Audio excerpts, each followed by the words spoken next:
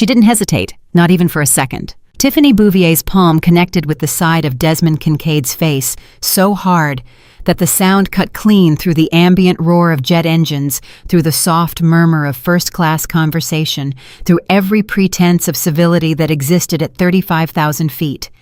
The crack of it was sharp and final like a gavel, like a verdict. Passengers flinched. A woman in 2C gasped and pressed her hand to her mouth. A man across the aisle stopped chewing. Nobody moved. Nobody breathed. Tiffany stood there, chest heaving, chin raised, absolutely certain she had just handled a situation. She had no idea she had just ended her career, ignited a federal investigation, and handed a billionaire every reason in the world to burn her world to the ground. If this is your first time on this channel, welcome. Hit that subscribe button right now and follow this story all the way to the end, because I promise you, you will not see where this goes. And drop a comment telling me what city you're watching from. I want to see just how far this story travels. The morning Desmond Kincaid boarded Flight 117 from London Heathrow to John F. Kennedy International Airport, he looked like a man who had forgotten what day it was. He wore a gray hoodie slightly faded at the cuffs, a pair of dark jeans and shoes that were clean but unremarkable. He carried a single backpack. No rolling carry-on. No laptop bag with a company logo. No visible markers of the kind of life he actually lived. He had done this deliberately for years because Desmond had learned something about the world that most people only discover too late. When people cannot place you in a category, they reveal exactly who they are. He had boarded early not because he was anxious, but because he genuinely liked the quiet minutes before a full cabin filled up. He liked to sit close his eyes and run through whatever decision was waiting for him on the other side of the Atlantic. That morning, there was a significant one. He had spent 4 days in London finalizing the last structural details of what would become one of the largest private acquisitions in the aviation sector in the past decade. The target company, a mid-sized transatlantic carrier that had been hemorrhaging money for 3 years, while its board collected bonuses, was 48 hours away from formally accepting his offer. He wasn't flying commercial because he had to. His private aircraft was grounded for routine maintenance, and he had decided without much deliberation to simply book a seat. First class, of course. Seat 1A. He settled in, pulled out a worn paperback, not a business book, not a leadership memoir, just a novel he'd been meaning to finish for 2 months, and let the pre-boarding noise wash over him. That's when Tiffany Bouvier appeared. She came down the aisle with the particular energy of someone who had decided before the day even began that she was not going to be tested. She was senior cabin crew 18 years with the airline, and she carried that tenure like a weapon. Her uniform was immaculate. Her hair was pinned with architectural precision. And her eyes, when they landed on Desmond, did something that experienced travelers recognize immediately. They assessed, categorized, and dismissed all in under 3 seconds. She stopped at his row. "Sir," she said, and the way she said it managed to communicate an entire paragraph of contempt in a single syllable. "Can I see your boarding pass?" Desmond looked up from his book. He wasn't startled. He wasn't offended. He simply looked at her the way a man looks at something mildly interesting. "It was scanned at the gate," he said. His voice was quiet, unhurried. "I'm aware of that," Tiffany said. "I'd like to see it again." He held her gaze for a moment, then reached into the front pocket of his hoodie and produced his phone, pulling up the boarding pass. She studied it with the intensity of someone looking for a forgery. Seat 1A, first class, London to New York. She handed the phone back without a word and moved on. The cabin filled. Passengers settled. The flight pushed back from the gate on schedule, and for the first 2 hours, everything was entirely unremarkable. Desmond read. He declined the pre-meal champagne, not out of any principled abstention, but simply because he didn't feel like it. He asked for water instead. The junior flight attendant, a young woman named Priya with an earnest face and careful hands, brought it to him with a small, genuine smile. He thanked her. She seemed slightly surprised to be thanked. Then the meal service began, and with it Tiffany returned. She moved through the cabin with the smooth efficiency of someone who had performed the same choreography 10,000 times. But there was something proprietary about the way she worked. First class was her domain. She made that clear in a dozen small ways, in the way she addressed certain passengers by name, in the way she lingered at some rows longer than others, in the way she filled the cabin with the quiet performance of deference toward people she had already sorted into the category of worthiness. When she reached Desmond, she placed his meal in front of him without a word. No eye contact, no acknowledgement beyond the mechanical minimum. He didn't react. He set down his book and reached for the salt. "We don't normally accommodate requests for condiments not included with the meal," Tiffany said loudly enough that the man in 1B glanced over. Desmond looked at her. "I didn't make a request." "The salt is part of the economy service," she said. "First-class meals are prepared with seasoning already calibrated." There was a beat of silence. The man in 1B looked away, as if suddenly very interested in his window. "There's a salt shaker on the tray," Desmond said, gesturing to it with a steady finger. Tiffany's jaw tightened. That's part of the display setting, not for individual use. It was an absurd statement. It was so absurd that Desmond almost smiled. He didn't. But the corners of his eyes shifted slightly, and something in that micro-expression seemed to irritate Tiffany in a way that the preceding exchange had not. She leaned forward and physically removed the salt shaker from his tray table, set it on the cart, moved on. The man in 1B looked at Desmond. Desmond picked up his book. But the woman across the aisle, a silver-haired woman in her 60s named Margaret Chu, who had been watching this entire exchange over the rim of her reading glasses, felt her stomach drop in that specific, unhappy way. It drops when you witness something small and ugly and recognize it immediately for what it is. It wasn't about salt. It never was. 2 hours later, over the mid-Atlantic, Desmond pressed the call button. Priya arrived first.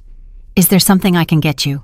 "I'd like to speak with the senior attendant, please," he said, calm, direct, no edge in his voice. Priya's expression shifted almost imperceptibly, a small flicker of something awareness maybe, or concern, before she nodded and disappeared. A minute passed, then 2. Then Tiffany came down the aisle with the bearing of someone who had been told she was needed and had decided before arriving that the need was not legitimate. "You called," she said. "I did," Desmond said. "I'd like to formally document a complaint." There it was. That phrase. In 18 years, Tiffany Bouvier had encountered it perhaps 100 times. She had a practiced response for it, a performance of attentive concern that led precisely nowhere and satisfied no one. She began that performance, now reaching for the tablet at her station. "Of course," she said with the particular warmth of someone who has perfected counterfeit warmth. "What seems to be the issue?" "The issue," Desmond said, "is that I've been treated with deliberate disrespect since I boarded for reasons that have nothing to do with my behavior and everything to do with what I look like. I want that documented. I want your name and employee number. And I want to know the formal complaint process for this carrier." The warmth evaporated. Tiffany's face did something complicated.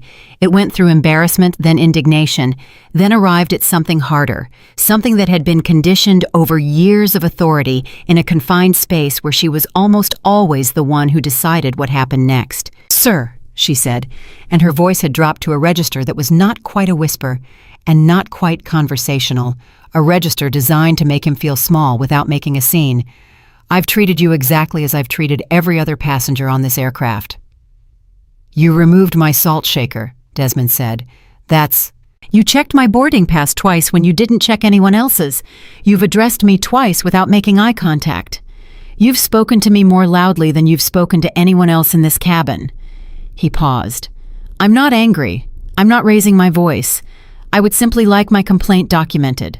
Tiffany's chin came up. "I'll let you know," she said, "that I have the authority as senior crew to flag any passenger whose behavior is disruptive to the cabin experience, and that includes passengers who make unfounded accusations against—" "I'm not being disruptive," Desmond said. "I'm asking for a complaint form. And I'm telling you," Tiffany said, her voice rising enough now that Margaret Chu put down her reading glasses entirely, "that if you continue to harass my crew, I will involve the captain." The word harass landed like a slap in itself. Several passengers in the forward rows had gone very still. "Please do," Desmond said. "I'd welcome the opportunity to speak with him." What happened next happened fast. Tiffany turned on her heel, walked to the galley, and returned with a man Desmond had not yet seen, the captain who had been taking a short break in the forward cabin rest area. Captain Roland Marsh was a broad-shouldered man who walked like someone accustomed to being the final word on everything. He came down the aisle with Tiffany 2 steps behind him, and when he stopped at Desmond's row, his expression was already set. "I understand there's been a disturbance," he said. "There hasn't," Desmond said. "I submitted a complaint about discriminatory treatment by your senior attendant. She responded by threatening to involve you as a means of intimidation. Now you're here. I'll repeat the complaint to you directly." Captain Marsh blinked. He had expected bluster, or backpedaling, or the particular social deflation that men like him had learned to deploy the weight of authority, the suggestion of consequences, the way a uniform in a confined space tends to resolve most conflicts in favor of the person wearing it. He had not expected this quiet, absolute steadiness. "Sir," Marsh said carefully, "I want you to understand that on this aircraft my crew's assessment of passenger behavior is something I take seriously." "As you should," Desmond said, "and I'm asking you to take mine seriously as well. I'd like a formal complaint process initiated. I'd like the time and details of every interaction I've had with Ms. Bouvier documented. And I'd like confirmation that this will be reviewed by your airline's customer relations department upon landing." Tiffany made a sound, not quite a word, something frustrated and dismissive that she barely managed to contain. But Marsh was watching Desmond's face, and something in what he saw there was beginning to produce in the back of his mind the faintest vibration of uncertainty. "We'll look into it," he said. The non-committal reflex, the trained exit line. "That's not sufficient," Desmond said. "I'd like your name, your flight number, your employee identifier, and written confirmation that a complaint has been logged before you leave this row." The captain's jaw tightened. He was not accustomed to being given lists. "I think," Tiffany said, stepping forward, her voice dropping to something with an edge in it now, "that what this passenger needs is to lower his voice and his expectations." "I haven't raised either," Desmond said. "You're creating a scene," she said. "I'm sitting in my seat," Desmond said, "asking for what I'm entitled to. The scene, if there is one, is something you're creating around me." That was the moment. That was the moment that Tiffany Bouvier, in 18 years of doing exactly what she wanted, in first-class cabins, in 18 years of sorting passengers and deciding their worth, and meting out the small cruelties and smaller kindnesses that made up her professional life, reached the edge of her own composure and stepped directly over it. She leaned in close. Her voice went low and vicious. "You have no idea," she whispered, "who you are dealing with on this plane. I can have you removed. I can have this plane diverted. I can make your life very difficult for the next 4 hours, and there is nothing you can do about it. So I suggest you close that little book of yours, eat your meal, and be grateful you're sitting in a seat you clearly don't belong in." The silence that followed was total. Margaret Chu had stopped breathing. The man in 1B was staring at his hands. Priya, who had appeared at the edge of the galley curtain, looked like someone watching a car accident begin in slow motion. And Desmond Kincaid looked at Tiffany Bouvier for a long moment. When he spoke, his voice was so quiet that only she could hear it. "You have 2 minutes, he said, to correct this." She laughed. It was a short, contemptuous sound. 2 minutes to correct what? "Everything," he said. She stared at him. And then something in the flatness of his expression, in the utter absence of fear or anger or any of the emotional cues she had been trained her entire career to read and manipulate, touched something in her that she did not fully understand. It wasn't uncertainty, not yet. But it was something adjacent to it, a splinter of wrongness, lodged somewhere in the back of her confidence. She covered it the only way she knew how. She reached for performance. She straightened up, squared her shoulders, and said loudly enough for the forward cabin to hear, "Sir, I am going to ask you one final time to stop this behavior. If you continue, I will contact the captain and we will discuss the possibility of diverting this flight." "You're already in contact with the captain," Desmond said. "He's standing right there." Marsh cleared his throat. "Ms. Bouvier?" But Tiffany was past hearing anyone. She was in the particular tunnel that opens up when a person's authority is challenged in a space where they have been unchallenged for too long, that narrow, airless tunnel where the only available response feels like escalation. She reached out. Her hand connected with Desmond's shoulder, a pushing gesture, dismissive, final, meant to physically punctuate the end of the conversation. He didn't move. He looked down at her hand on his shoulder. Then he looked back up at her face. And Tiffany Bouvier did the thing that would define the rest of her life. She pulled her hand back and she slapped him. The sound was catastrophic in that enclosed space. Not because it was the loudest thing anyone had ever heard, but because it was entirely impossible. Because things like that simply did not happen. Not in first class. Not to a grown man sitting quietly in a seat he had every right to be in. Not in front of a captain in a cabin full of witnesses. The impossibility of it seemed to freeze the room, and for 3 full seconds nothing in that cabin moved. Margaret Chu made a sound like a sob caught in her throat. Priya covered her mouth with both hands. The man in 1B turned and looked directly at Tiffany with an expression she would have found alarming if she had been capable in that moment of processing it. Desmond's head had turned slightly with the impact. He stayed like that for a moment, very still, his gaze somewhere on the mid-distance. Then slowly, he straightened. He reached up and touched his cheek once briefly. He looked at Tiffany. He looked at the captain. He looked for just a moment at the faces around him, the shock, the disbelief, the particular anguish of people who had just witnessed something they could not undo by looking away. Then he reached into his hoodie pocket and pulled out his phone. "You had 2 minutes," he said quietly. "You chose this instead." Captain Marsh was making sounds, sentences, something about policy and the exigency of the situation and the passenger's provocation. The word provocation coming out with a kind of reflexive defensiveness that would later, when this was all over, define exactly what kind of man Roland Marsh was.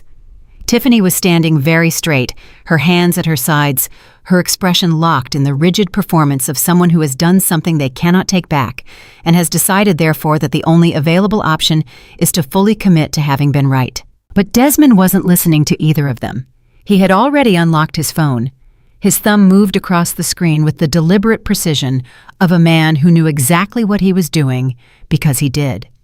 He had done versions of this before in boardrooms, in courtrooms, in the quiet antechambers of power, where decisions that moved markets were made by men who looked to the uninitiated like they were simply making phone calls. He pressed the number. He lifted the phone to his ear. It rang once. "Marcus," Desmond said.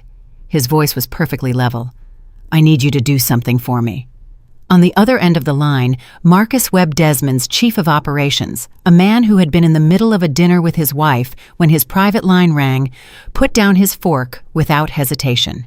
He had worked with Desmond for 11 years. He knew that voice. He knew what it meant when Desmond sounded this calm. "I'm listening," Marcus said. "You know the acquisition we've been positioning," Desmond said. "Not a question. The carrier." "I know it," Marcus said. "Move on it," Desmond said. "Now. Tonight. Don't wait for the formal acceptance." There was a pause, a very short one. "Desmond," Marcus said carefully, "we're talking about a significant acceleration of the timeline. The board." "Move on it," Desmond said again, the same voice, the same register. "Whatever it takes. I want the controlling stake confirmed before this plane lands."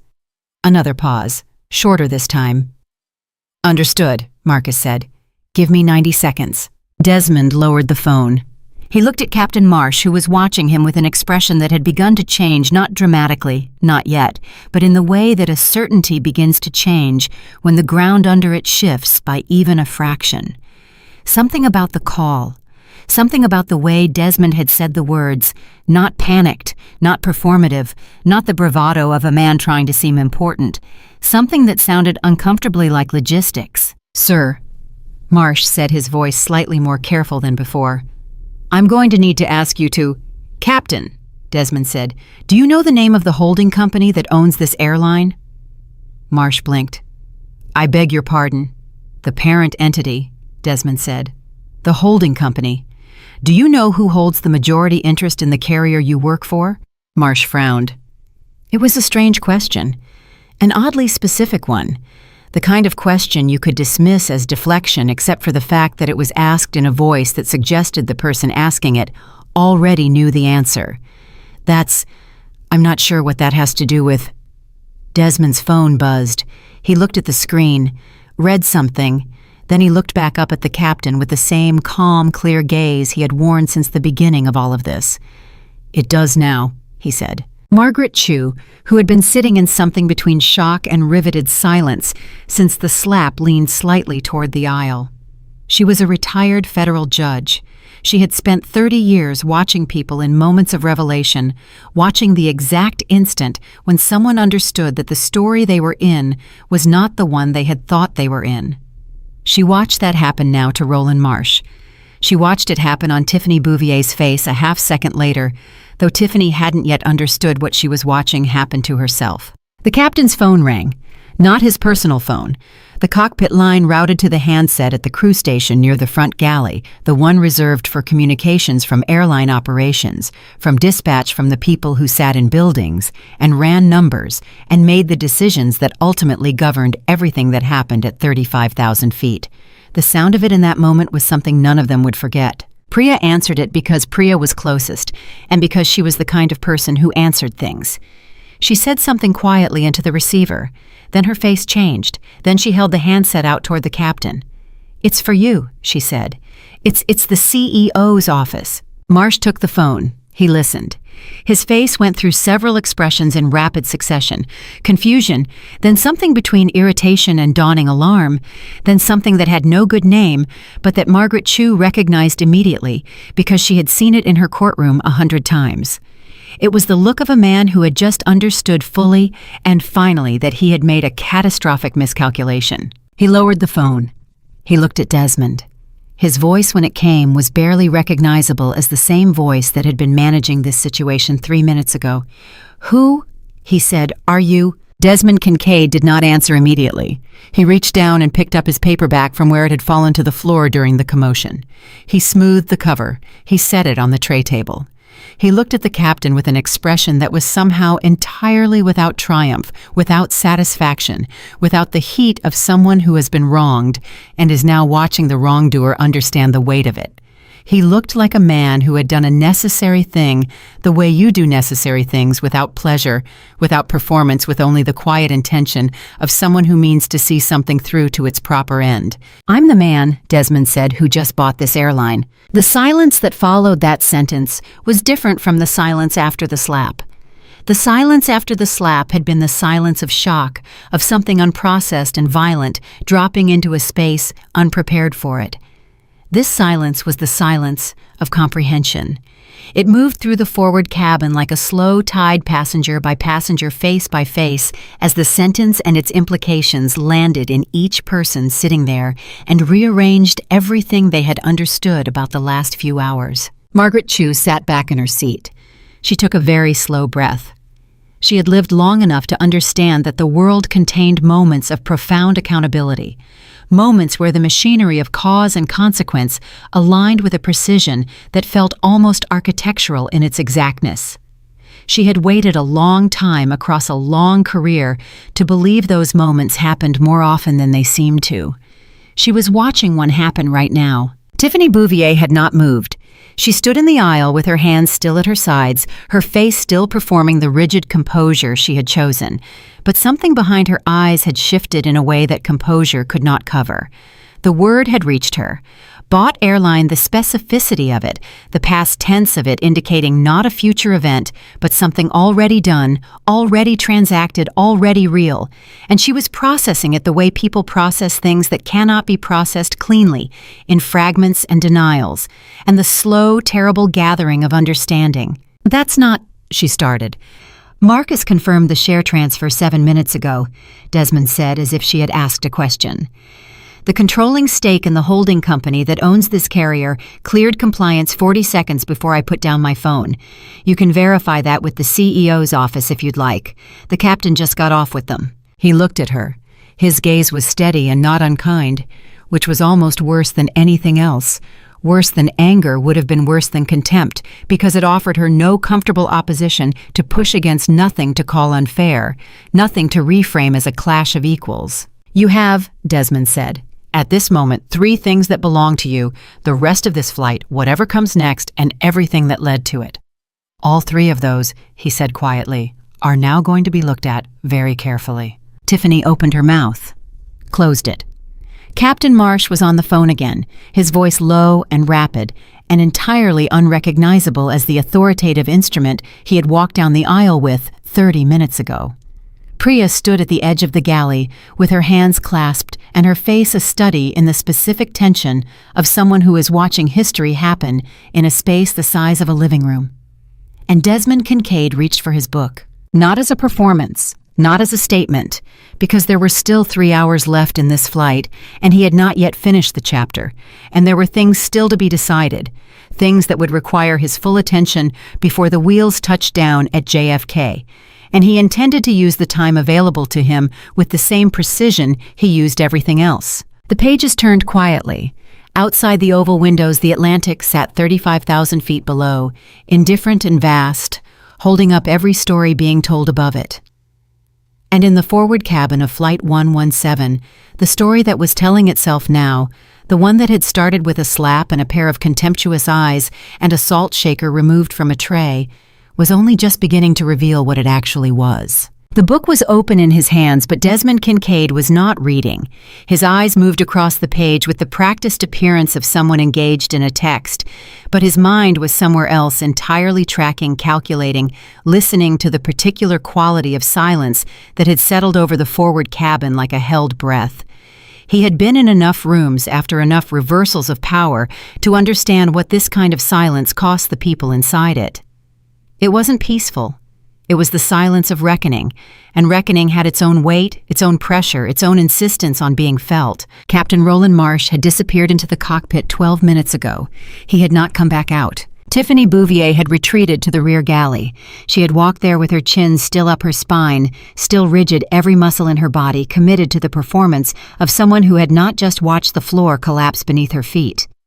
But the woman who had come down that aisle 40 minutes ago, the one with the easy authority and the practiced contempt, was gone.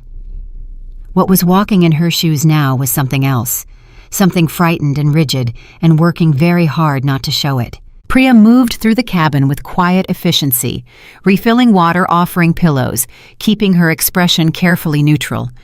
But when she passed Desmond's row, she slowed for just a fraction of a second, and he caught the look she gave him. Not deference, not apology, but something more honest than either. Something that said, "I saw it, all of it, from the beginning." "Thank you," he said quietly before she could move past. She stopped, looked at him. "I didn't do anything," she said. "You were decent," he said. "From the moment I boarded. That counts for more than you think." Priya held his gaze for a moment, then nodded once and moved on. But the way she carried herself for the rest of the flight was slightly different. Not taller exactly, but more grounded, as if something had been confirmed for her that she'd been uncertain of for a long time. Margaret Chu had been watching all of this from 2C. She was a woman who had cultivated over 30 years on the federal bench the specific skill of observing a room without appearing to observe it, of absorbing the emotional architecture of a space, the power dynamics, the places where the truth was hiding behind what people were saying out loud. She had watched Desmond refuse to perform anger when anger would have been justified. She had watched him make a single phone call in a voice so even it sounded like he was ordering coffee. And she had watched the forward cabin of a transatlantic flight reorganize itself entirely around the consequences of that call. She leaned across the aisle. "You know," she said to Desmond in the measured cadence of someone who is accustomed to choosing words carefully, "in 30 years on the federal bench, I saw a lot of people try to demonstrate power. Most of them did it very loudly." She paused. "I've rarely seen it done the way you just did." Desmond looked at her. There was something in his expression that might have been gratitude, or might have been something more private, something worn in around the edges by too many years of being underestimated. "I wasn't trying to demonstrate anything," he said. "I know," she said. "That's what I mean." She settled back into her seat and returned to her book, and Desmond returned to his, and for the next 20 minutes the forward cabin breathed in a kind of collective suspension, waiting for what came next without quite being able to predict its shape. What came next was the cockpit phone. It rang at the crew station, not the rerouted passenger line, but the direct operations frequency, and Priya answered it again because Priya always answered things. The conversation was brief. She lowered the handset slowly, as if it had become heavier than when she'd picked it up, and stood there for a moment with her hand still resting on it. Then she walked to Desmond's row. "Mr. Kincaid," she said. She had not used his name before. The using of it now changed the texture of the air immediately. "The CEO of the airline is requesting to speak with you directly. They're asking if you'll accept a call on the crew line." Several passengers who had been pretending not to listen stopped pretending. Desmond set down his book. He looked at Priya with an expression she would later describe to her mother on the phone. The same evening, the story broke on 3 separate news networks as the most unreadable calm she had ever seen on a human face. He said, "Tell them I'll take the call in 5 minutes." Priya blinked. 5 minutes? "I'd like to finish my water first," Desmond said. He finished his water. He set the glass down with precision. He stood and moved to the crew station at the front of the galley, accepted the handset from Priya, and stood with his back to the cabin, not because he was hiding the conversation, but simply because he preferred to look forward when he was thinking. The man on the other end of the line was Gerald Ashton, the CEO of Meridian Air Holdings, and Gerald Ashton was a man who had spent 22 years building a career on the understanding that he was the most important person in any room he entered. He had that particular executive vocal quality, the smooth, unhurried authority of someone who is never interrupted. And even now, calling a man who had just spent the last 20 minutes becoming his largest single shareholder, Gerald Ashton opened the call with the kind of careful diplomatic management of a situation that made it clear he did not yet fully believe what his board had just told him was happening. "Mr. Kincaid," Gerald said, "I've been briefed on the situation. I want to start by extending my personal apology for whatever experience you've had aboard this flight. I want you to know that Meridian takes passenger dignity very seriously, and I intend to personally ensure—" "Gerald," Desmond said. He didn't raise his voice. He just used the first name, which was a decision, not a familiarity, and they both understood that. "I know what you intend. We can discuss that when I land. Right now, I need 3 things from you." A pause. Gerald was recalibrating. "Of course. I need the lead flight attendant, Bouvier Tiffany, formally suspended pending review effective immediately. I need that communicated to the crew on this aircraft within the next 10 minutes. Second, I need every passenger in the forward cabin offered a full refund and a written apology from the airline delivered to them before we land. Third, I need the captain's personnel file flagged for review. His response to a complaint from a passenger, specifically the manner in which he characterized my behavior and the language he used, is something that needs to be examined." Another pause. Longer. Mr. Kincaid, I want to cooperate fully, but some of those actions involve union agreements and procedural—" Gerald, Desmond said, "I now hold 31% of Meridian Air Holdings. I will be requesting a board seat within 48 hours. You are welcome to explain procedural concerns to me when I am sitting across from you at the table.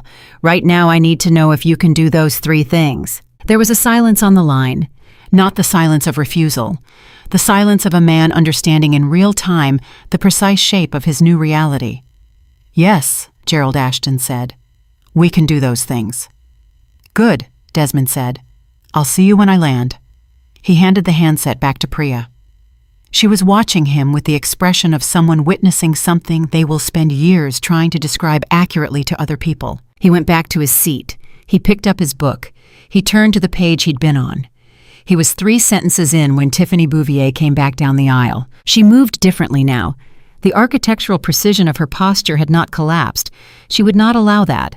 But something underneath it had softened in the way that certainty softens when it's been exposed to consequences.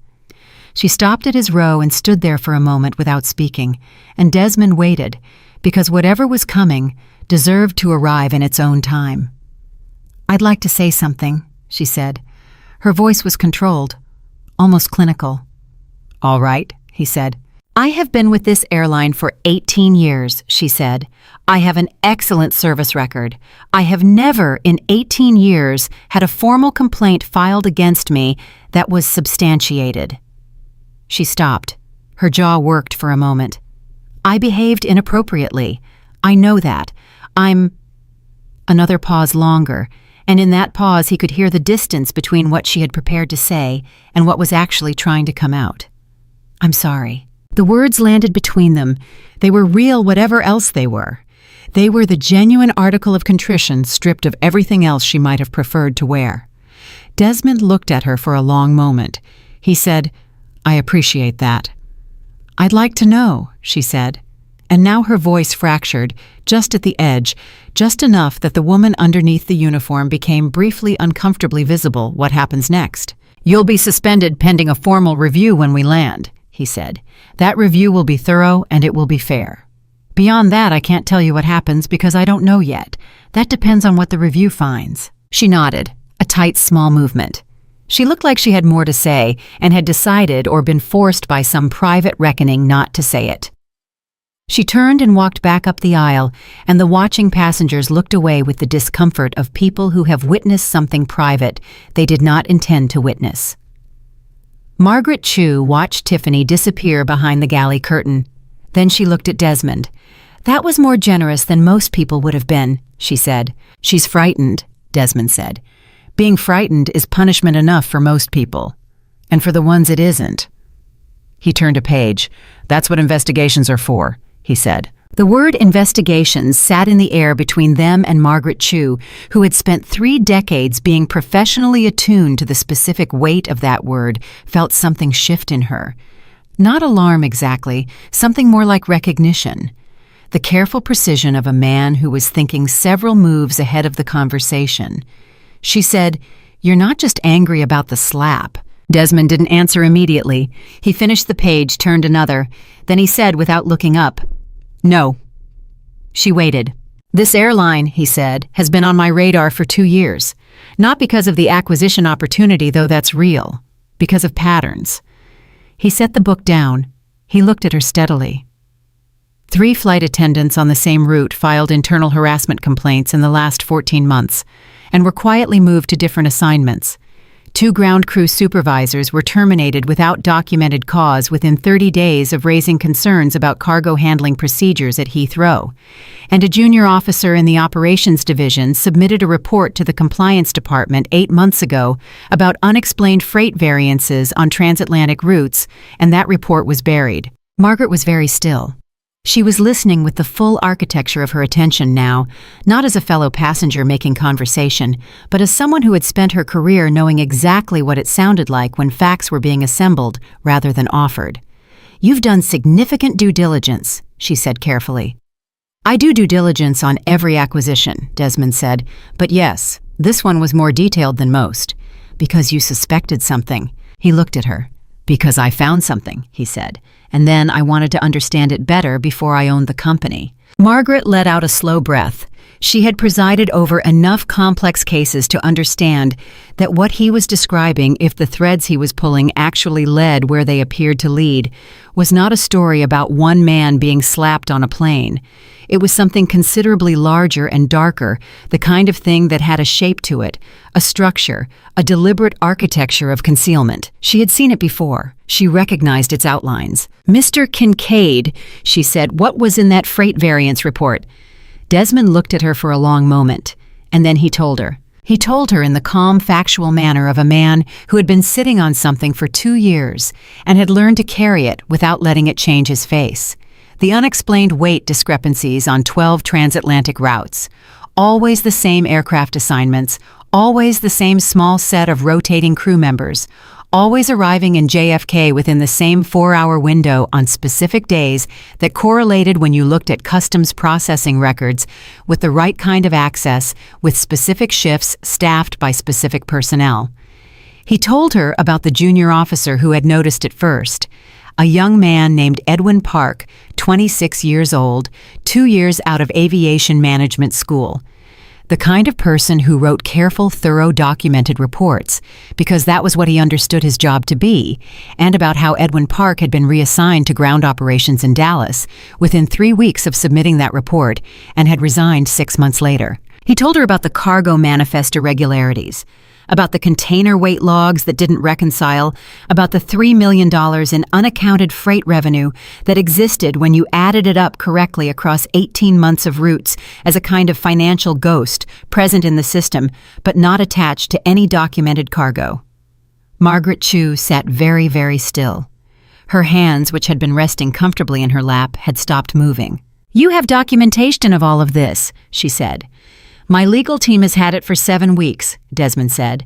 "We were waiting until the acquisition was complete before deciding what to do with it.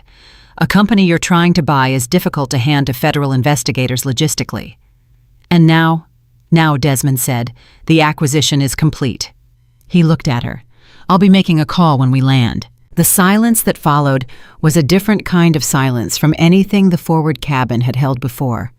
Margaret was running calculations behind her eyes, legal calculations, procedural calculations, the kind that her mind still performed automatically, even now 4 years into retirement. And what those calculations were producing was a picture she recognized, a picture with very specific implications for several people on this aircraft.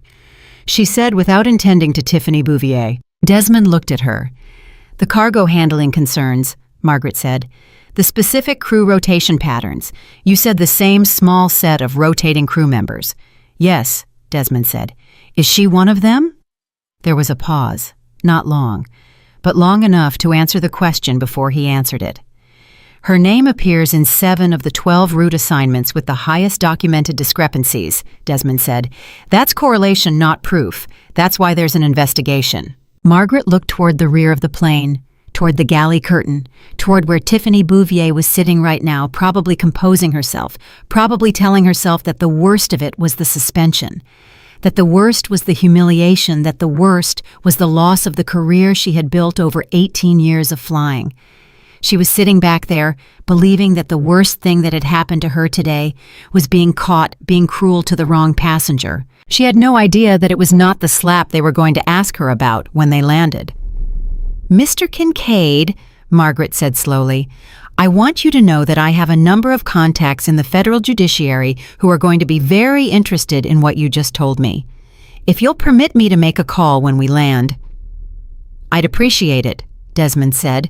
He said it simply without ceremony, the way people talk when they've already decided things. "Very much."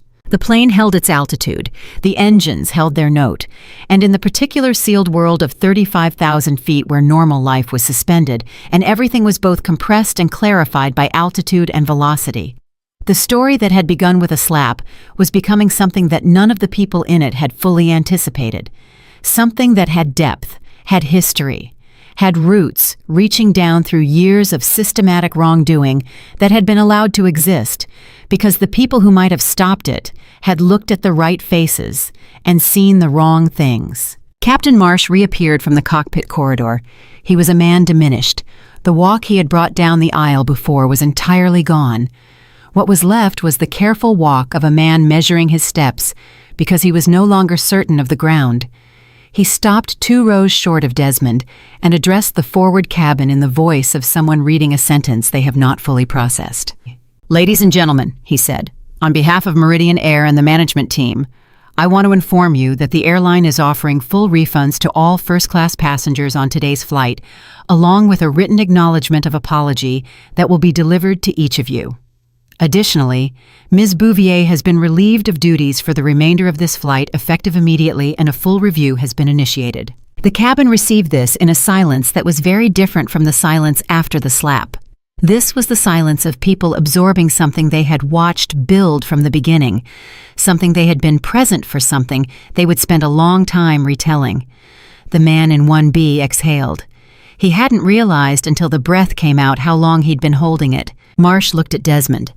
Their eyes met across 2 rows of first-class seats and across the much larger distance of everything that had happened since Marsh had walked down the aisle 45 minutes ago to back up his senior attendant. Desmond held his gaze. He said nothing. Sometimes nothing is the most complete response available to a moment, and Marsh understood that, and the understanding was its own verdict. Marsh went back to the cockpit. The door closed behind him, with a sound like a period at the end of a sentence. From behind the rear galley curtain there was a silence, And then, faintly, not loud enough to be certain, not quite loud enough to identify, there was a sound that might have been crying. Quiet, controlled, the kind that happens when someone has finally stopped performing and whatever has been held back finds its way through. Priya heard it. She looked at the curtain for a moment, and then she looked at the floor, because there are some things that even decency cannot find the right shape for. Desmond reached into his hoodie pocket. He pulled out his phone. He opened a secure message thread, Marcus Webb on the other end, real-time updates flowing in as the acquisition documentation processed through the appropriate legal channels, and he read what Marcus had sent. 5 messages, each one tighter and more urgent than the last. The third one made him pause. He read it twice. Then he typed back 3 words, "Get me Harlan." Harlan was not a lawyer, not primarily. Harlan Stokes had spent 16 years with the FBI before leaving to join Desmond's investigative team 4 years ago. He was thorough, methodical, and he had a memory for freight irregularities that his former colleagues in the Bureau's Financial Crimes Division had found in their working years together reliably extraordinary. Marcus's response came back in 40 seconds. Already on it, he's been briefed. He's meeting the plane. Desmond put the phone away. He looked out the window at the thick gray Atlantic below an endlessness of water that seemed from this altitude both impossibly large and somehow very simple. The way the plainest truths look simple once everything complicated has been stripped away from them. Margaret Chu watched him look out the window. She thought about the junior officer named Edwin Park, who had written a careful documented report and been reassigned to Dallas for his trouble. She thought about freight containers moving through customs on specific shifts on specific days. She thought about $3 million that existed somewhere in a financial system as an absence, a negative space in the shape of money. She thought about a woman in a perfectly pressed uniform who had stood in an aisle and hit a man for daring to sit quietly in a seat he had every right to occupy. Some things Margaret knew were accidents of timing. The slap, the flight, the seat assignment, those were accidents of timing. But what was underneath them, what the slap had cracked open, by bringing this specific man onto this specific plane at this specific juncture in a 2-year investigation that was not an accident. That was the way accountability worked in her experience. Not as dramatic rescue, not as sudden revelation, but as an accumulation of choices that eventually achieved a critical mass and then tipped. They were 2 hours from JFK when Priya came to Desmond's row one more time. She crouched slightly so that she was at eye level the way people do when they want to say something that doesn't belong to the formal register of their role. "There's something you should know," she said quietly. "Before we land." Desmond set down his book. He waited. "Tiffany," Priya said, and then stopped. She seemed to be deciding something. Then, about 40 minutes ago, when she went to the rear galley, she made a call. I wasn't trying to listen, but the galley is small, and the phone... Priya stopped again. She called someone. She said they know, and then she said destroy it, and then the call ended. The cabin air felt different, or maybe it had been different for a while, and it was only now, hearing those words, "they know destroy it," that the difference became legible. Desmond looked at Priya. His voice when it came was very quiet, very level, and carried underneath it a weight that had not been there in any of the exchanges before, something with edges, something that had been patient for a long time, and was now finally running out of time to remain patient. "Priya," he said, "I need you to make sure that Ms. Bouvier does not access any electronic devices or personal communications for the remainder of this flight. Can you do that?" She looked at him steadily. "Yes," she said, "I can do that. And I need you to remember exactly what you just told me, the time, the words, the sequence, as precisely as you can." "I already am," she said. She stood and moved back up the aisle, and the curtain between them and the rear galley swayed once and was still. Margaret Chu had heard every word. She looked at Desmond, and he looked back at her, and between them in the tight shared space of that moment was the understanding that the story they were in had just changed shape again. Not the slap, not the suspension, not the acquisition, not any of the things that the forward cabin had watched happen in the last 2 hours. Something older, something colder, something that had been running in the background of all of it like a program operating under every visible surface and had just sent up its first visible signal. Destroy it. The plane was 2 hours from New York. 2 hours was not very long. It was, however, long enough. Desmond picked up his phone again, unlocked it, navigated to a different contact, this time not Marcus, not Harlan. A number he had not dialed in several months, a number he kept because the world had a way of arriving at moments where certain conversations became necessary whether you had anticipated them or not. It rang twice. "Evening," said the man on the other end. His voice had the particular texture of someone who had been awake for a long time and expected to remain so. "I need federal presence at JFK when my flight lands," Desmond said. "Flight 117 Meridian Air Heathrow to JFK. I need you to call it in now." A pause. "What are we looking at?" Desmond looked at the rear galley curtain, thought about a phone call, thought about destroy it, thought about Edwin Park writing careful documented reports in a Dallas reassignment about freight containers arriving at specific times on specific shifts, about $3 million living as a ghost in a system that was supposed to account for everything. "I'm not completely certain yet," he said, "but I think we're looking at smuggling." The call lasted 4 minutes and 11 seconds. Desmond knew because he counted not obsessively, not anxiously, but with the methodical attention he applied to everything that mattered. When he ended it, he sat for a moment with the phone in his hand and let the full weight of what was now in motion settle into his chest. There was no satisfaction in it. There rarely was at this stage. Satisfaction was a thing that came later, if it came at all. What existed right now was something closer to gravity, the specific heaviness of a decision that had passed the point of being undone. He put the phone away. The forward cabin had settled into the fragile normalcy that long flights sometimes produce after turbulence. People with their headphones on, a man 2 rows back who had fallen asleep with his mouth open, the ambient mechanical hum of an aircraft doing what aircraft do, indifferent to the human drama being conducted inside it. But the normalcy was a surface. Underneath it, the cabin was still charged, still aware of itself, still carrying the residue of everything that had happened since altitude had been reached. Priya moved through the aisle with the quiet competence she had maintained throughout the entire flight, and there was something about watching her that grounded Desmond in a way he hadn't expected to need grounding. She was doing her job. She had been doing her job well since the beginning in the face of a senior colleague who had established very clearly what the expected social order of this cabin was supposed to be. She had been decent when decency had a cost. He thought about that. Margaret Chu was not pretending to read anymore. She sat with her book closed in her lap and her eyes forward, thinking in the particular focused way of someone running scenarios. He recognized it because it looked like what he did.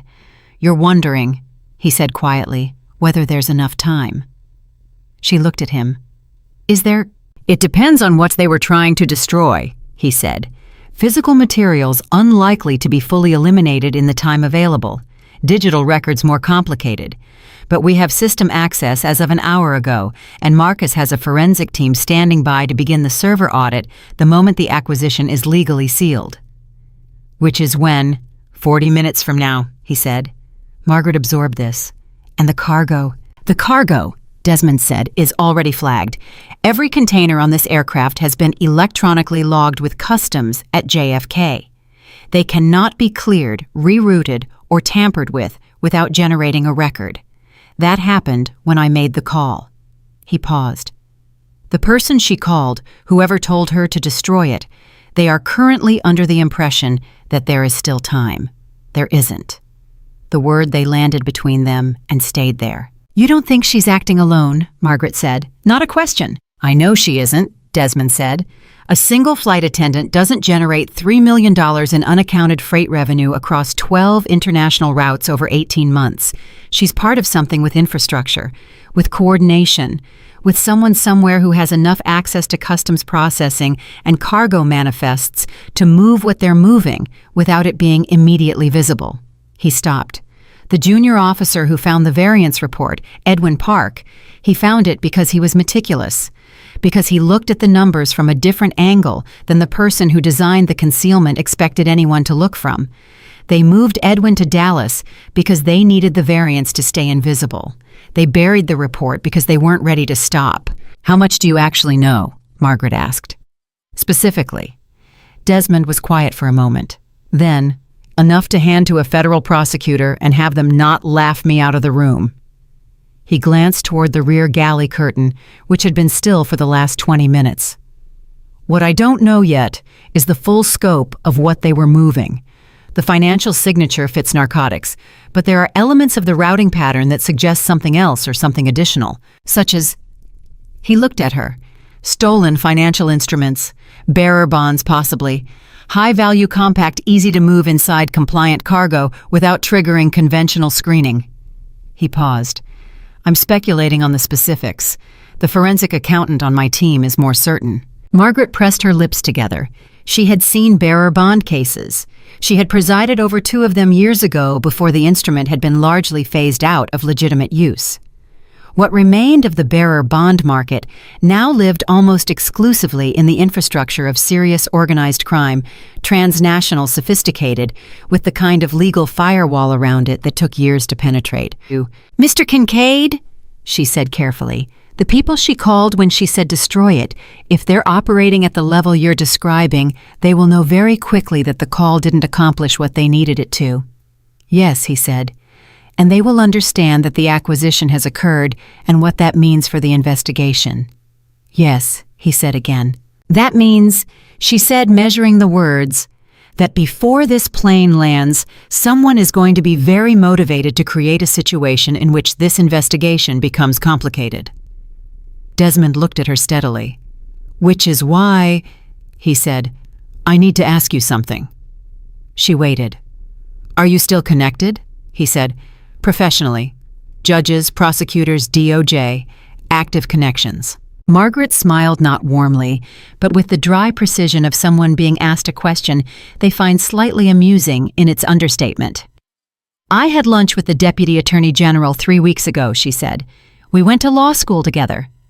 Good, Desmond said, because I may need you to make a call of your own in the next 30 minutes.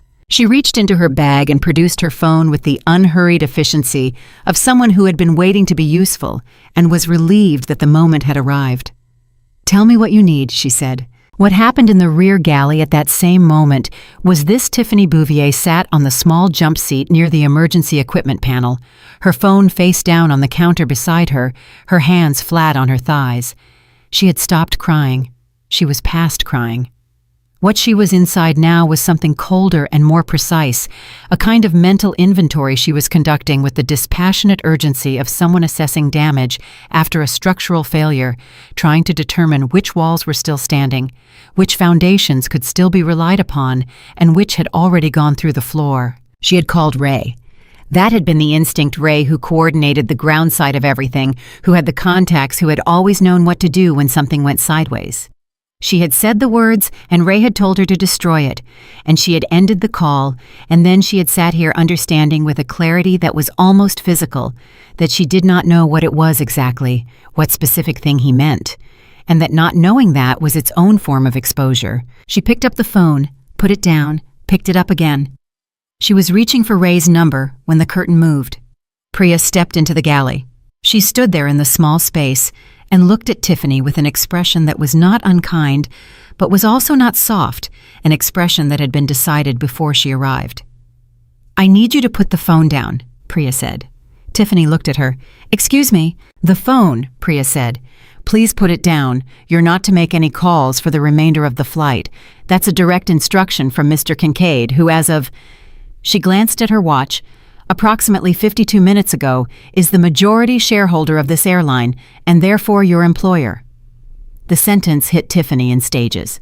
Each stage had its own impact, but it was the last part, your employer, that sat on her chest with the particular weight of something inescapable. She put the phone down. I want to speak with the captain, she said. The captain is currently unavailable, Priya said. He's my colleague of 11 years, Tiffany said, and her voice cracked on the word colleague in a way she had not anticipated and could not stop. Priya looked at her for a long moment. Tiffany, she said, and the use of the name shifted the register between them, not toward warmth, but toward something more honest than their professional roles usually permitted. Whatever is happening right now, whatever you've been involved in, I don't know all of it. I don't want to know. But I know that when a man makes a call from 35,000 feet and federal agents are meeting the plane at the gate—" She stopped. "The phone needs to stay down." Tiffany went very still. "What did you say?" Priya held her gaze. "Federal agents," she said, "at the gate, when we land." The blood left Tiffany Bouvier's face so completely and so rapidly that Priya, watching it happen, felt something that was involuntarily close to pity. Not for the cruelty, not for the slap or the 18 years of small, calculated humiliations performed on passengers who couldn't fight back, but for the specific human catastrophe of a person understanding in a single moment that the life they had built and protected and navigated carefully for 18 years was over. Not suspended, not damaged.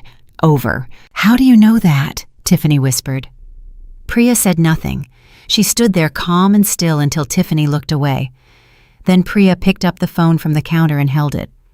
"I'll return this to you when we land," she said, and she went back through the curtain. In the forward cabin, Desmond had his eyes closed, not sleeping, thinking in the specific way he thought when he needed his full interior concentration, with his eyes shut and his breathing slow and everything external muted to the minimum.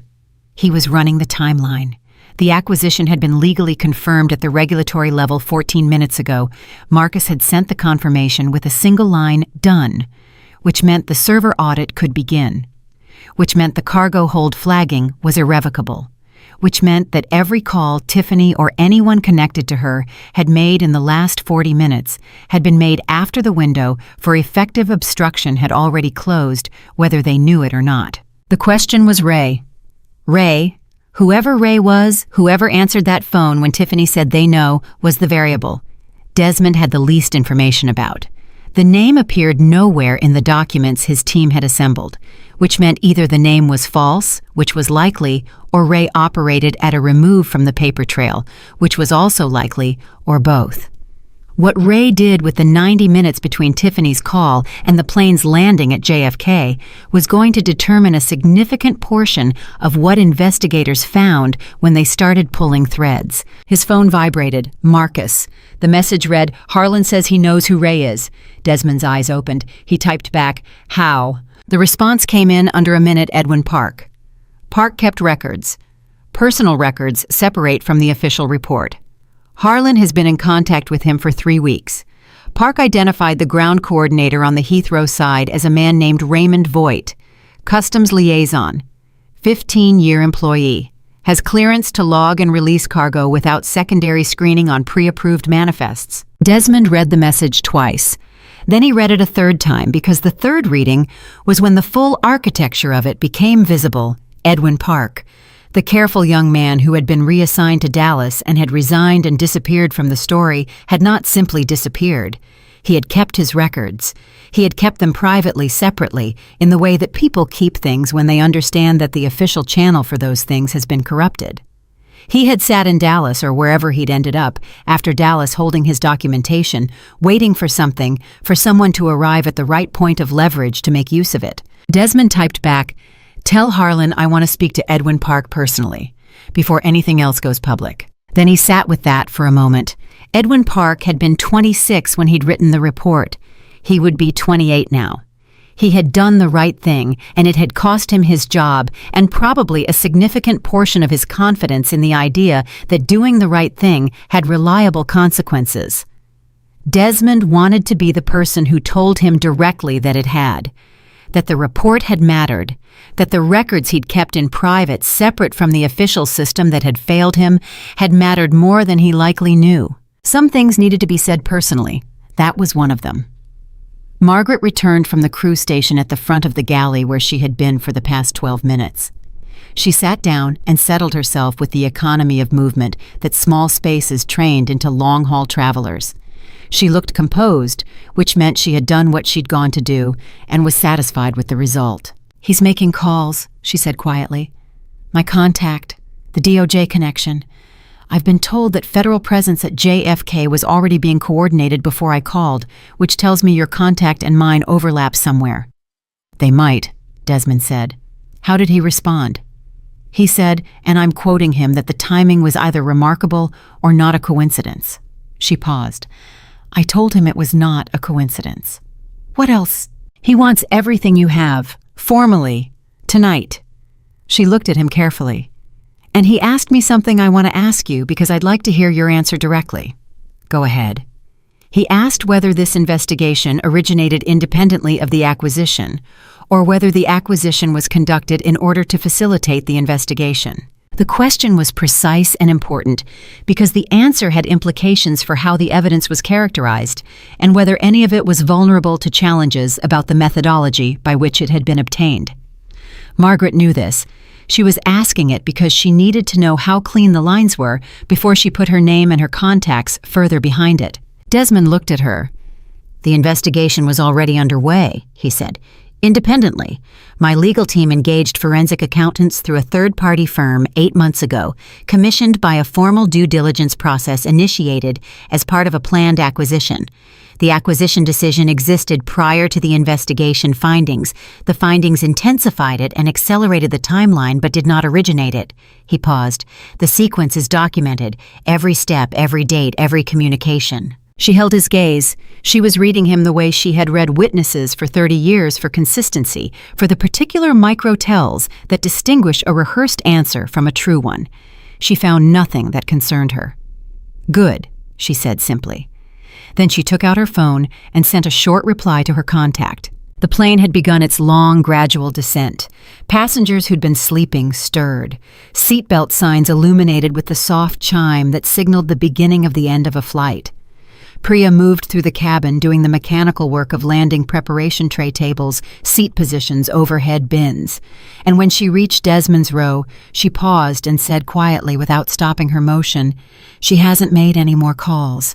She's been sitting in the rear galley since I went back." "Is she all right?" he asked. Priya considered this with more seriousness than the question might have demanded from someone less thoughtful.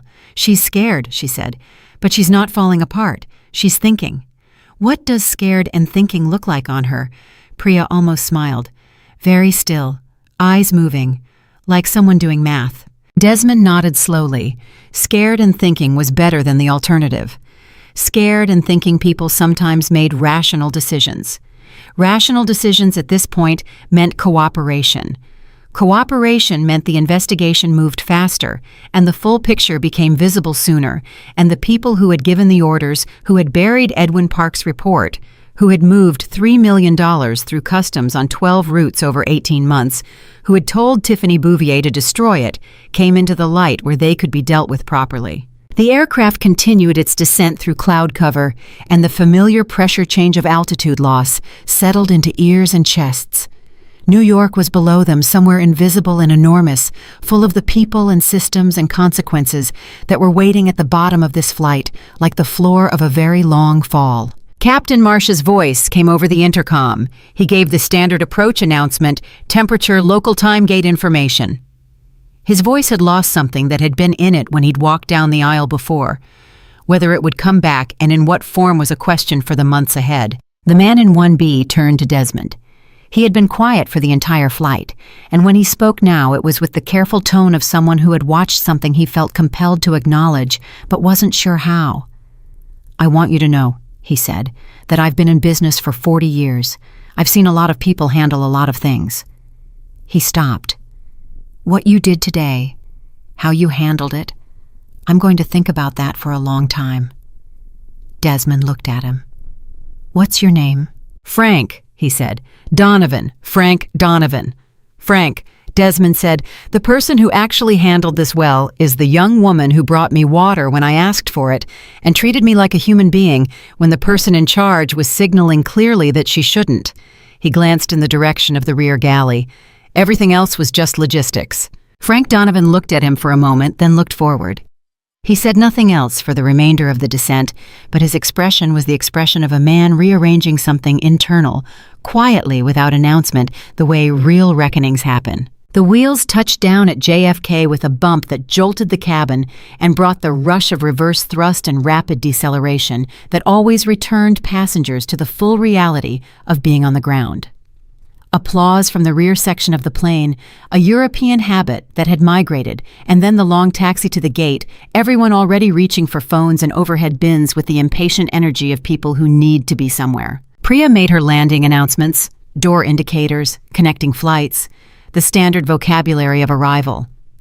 And then she said in the same measured cabin voice, "Ladies and gentlemen, please remain seated until the aircraft has come to a complete stop at the gate. We ask for your patience, as we are anticipating a brief delay before the doors open." The cabin absorbed this with the mild collective irritation of travelers who have heard delays their entire lives. Most of them did not look toward the front of the plane. Most of them did not notice the two black SUVs that were visible through the oval windows of the right side of the aircraft, parked at a deliberate distance from the gate engine, running men in dark jackets standing beside them with the particular stillness of people who are waiting with professional patience for something specific. But Margaret Chu noticed, and Desmond Kincaid noticed, and in the rear galley through the small porthole of the emergency door Tiffany Bouvier noticed.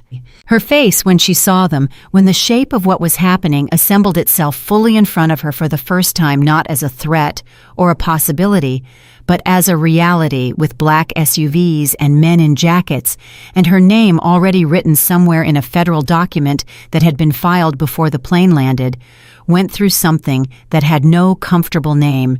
It was past fear. It was past the kind of shock that happens in the first minutes of a crisis. It was the specific expression of a person standing at the very bottom of a very long sequence of choices, looking up at all of them. She thought about Ray. She thought about the call. Destroy it. She thought about Edwin Park, whose name she had heard mentioned twice in route meetings years ago, the young man with the careful eyes who had asked too many questions and been reassigned. She had not thought about him since.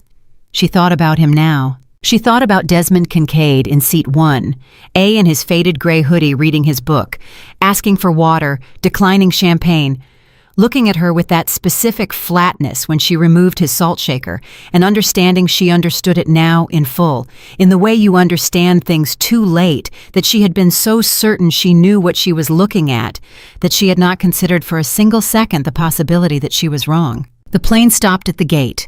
The jetway connected. The door indicators cycled, and when the forward door opened the first person through, it was not a passenger. It was a woman in a dark jacket with a federal badge on a lanyard who moved with the quiet confidence of someone who knew exactly where she was going and exactly who she was there to speak with. She walked directly to the crew station. She looked at Priya. "Is there a passenger named Desmond Kincaid on this aircraft?" she asked. "Yes," Priya said, "and a crew member named Tiffany Bouvier." "Yes," Priya said again. The agent nodded once. She spoke briefly into a radio, and then she turned toward the forward cabin with the particular focused calm of someone beginning something that was going to take a very long time to finish, but that had unmistakably officially finally begun. The agent's name was Special Agent Dana Reyes, and she had the specific quality of stillness that people develop when they have spent years in rooms where the wrong kind of movement costs everything. She was 41, had been with the FBI's Financial Crimes Division for 14 years, and she had been briefed on Flight 117 at 10:47 that evening by two separate channels, one from a contact in the private sector, whose name appeared regularly in cases that mattered, and one from a retired federal judge, whose word carried the particular weight of someone who had never once in her career said something she couldn't substantiate. She had read the initial brief on the taxi to JFK and had spent the remainder of the ride thinking not about the smuggling operation that was procedural, that was familiar territory, but about the sequence, the way it had unfolded, the specific improbability of a man buying an airline mid-flight because a flight attendant had slapped him, and that purchase cracking open an 18-month investigation that had been sitting dormant inside a compliance department's deleted files. In 22 years of law enforcement, Dana Reyes had seen accountability arrive through many doors. She had never seen it arrive through quite this one. She moved through the forward cabin without haste, badge visible, and the passengers who had been standing with their bags already down from the overhead bins settled back into their seats with the particular compliance of people who understand that the badge changes the math of their impatience. She reached Desmond's row and looked at him with the direct professional assessment of someone who forms first impressions rapidly and does not waste time performing courtesy that isn't functional. "Mr. Kincaid," she said. "Agent Reyes," he said. He had already put his book in his backpack. He looked precisely as he had looked when he boarded unhurried, clear-eyed, wearing the same faded gray hoodie. Nothing about the last 7 hours appeared to have cost him anything externally visible, which Reyes filed away as significant. "I'd like to debrief you before you leave the aircraft," she said, "and I have a team in the cargo hold." "I know," he said. "I'll need 10 minutes first." She looked at him. "Mr. Kincaid, there's a young woman on this crew," he said, "named Priya. She witnessed a communication made by Ms. Bouvier approximately 90 minutes before landing that is directly relevant to your investigation.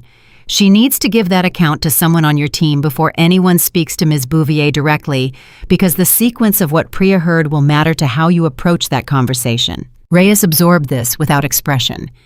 Then she spoke into her radio 2 short sentences and said, "Done. 10 minutes." He stood.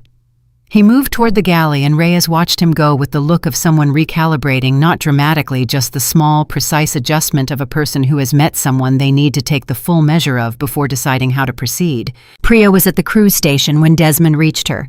She was holding herself together with the kind of careful, deliberate composure that people maintain when they understand that falling apart is something they are going to permit themselves later in private, when the immediate situation no longer requires them to be solid.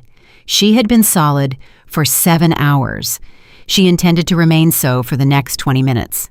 "There's an agent who needs to hear what you heard," Desmond said. "Exactly as you told me. Time-word sequence. Are you all right to do that?" "Yes," she said immediately. "You don't have to," he said. "No one will require it of you, but it matters." She looked at him. "I know it matters," she said. "That's why I told you." He held her gaze for a moment with an expression that wasn't sentimental, but was something adjacent, the look of a man who sees clearly and is not in the habit of leaving clear sight unexpressed. "You're going to be fine," he said. "Whatever comes after this, you're going to be fine." She nodded once briskly, in the manner of someone filing something away for later when they have the space to feel it properly. He went back to his seat. Margaret Chu was standing in the aisle with her coat on and her bag in hand, and when he returned, she looked at him with the assessing calm she had maintained throughout the entire flight. "Your agent is here," she said. "Yes." "She's good," Margaret said, not as praise as assessment. "I've seen her name on 2 cases that crossed my docket in the last 2 years. She's methodical, and she doesn't oversell what she has." "I know," Desmond said. "How do you know?"